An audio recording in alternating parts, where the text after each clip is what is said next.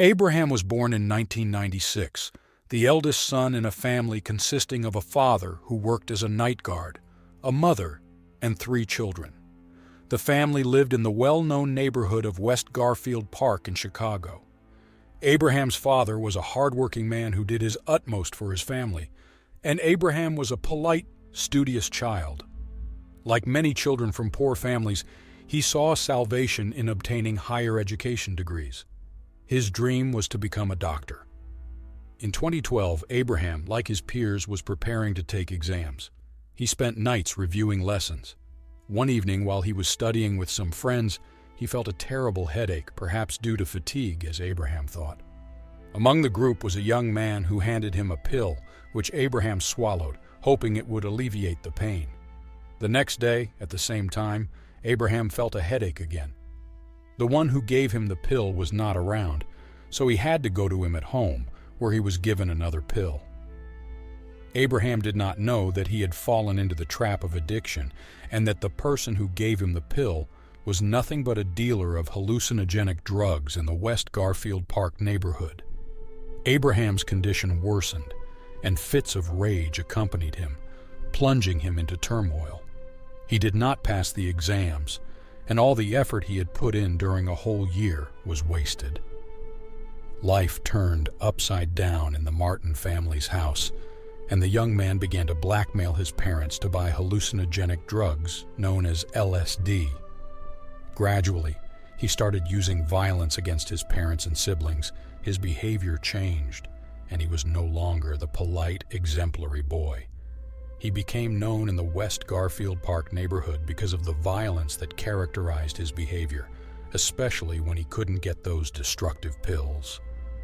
Among the residents of the neighborhood was a man named Andrew, who worked as a traffic policeman, a man in his 50s known for his dedication to his work and integrity. Andrew, a traffic policeman, was well known in Chicago. His movements while facing those streams of cars attracted attention. He was a respectable man. Abraham's father came to Andrew's house asking for help in admitting his son Abraham to a psychiatric hospital. The man told Andrew how his eldest son, who had once been ambitious and dreaming, had turned into an LSD addict. Everyone knew that the dealers of those pills that destroy the minds of young people bring them to the doors of schools. Often the dealers are among the students themselves, recruited by senior dealers of these toxins.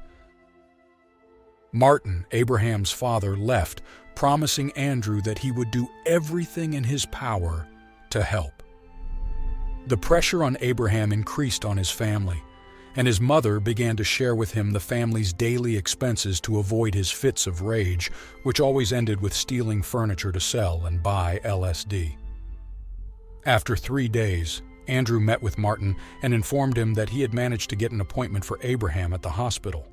On the appointed day, an ambulance arrived, and Abraham was restrained and taken to the hospital. His father hoped that the doctor would agree to keep him in the hospital until he could overcome his LSD addiction. A trained doctor was responsible for preparing the files, but the final decision rested with the hospital's chief doctor. Abraham's father was surprised that his son, who had been tense all the time, remained calm.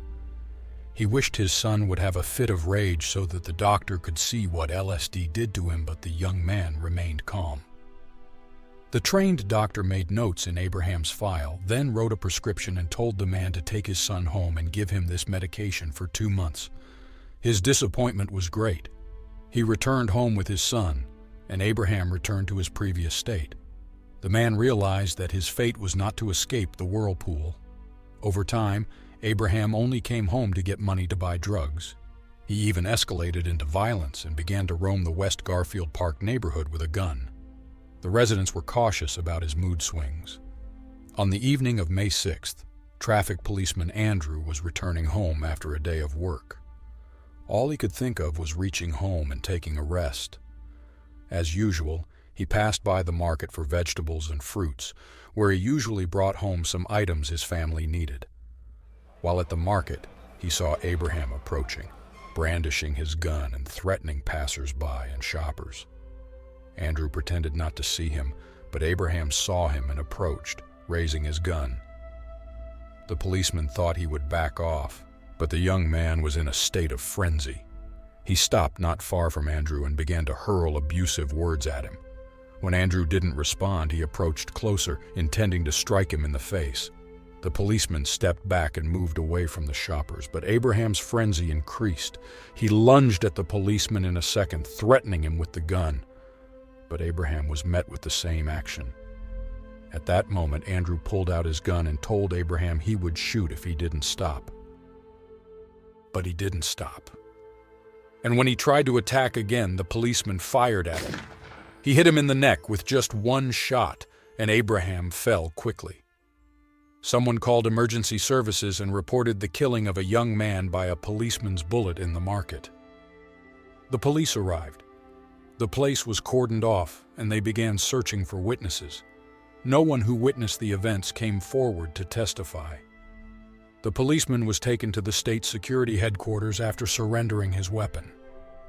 A request was made to the court to investigate the matter, and the policeman Andrew recounted the details of what happened before he was forced to use his gun in self-defense.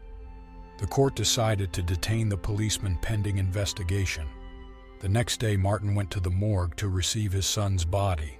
He was buried that afternoon, and Abraham's father had heard conflicting accounts of what happened to his son with the policeman. Some accounts urged him to pursue the policeman.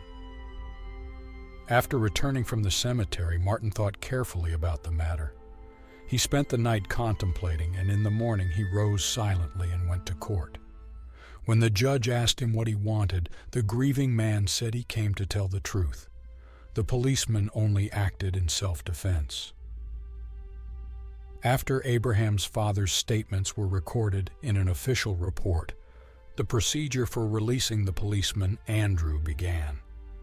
The residents of West Garfield Park will remember this tragic story as one of the consequences of those drugs that are peddled at school gates and enrich individuals without conscience, taking away the minds and lives of young people in the prime of their lives.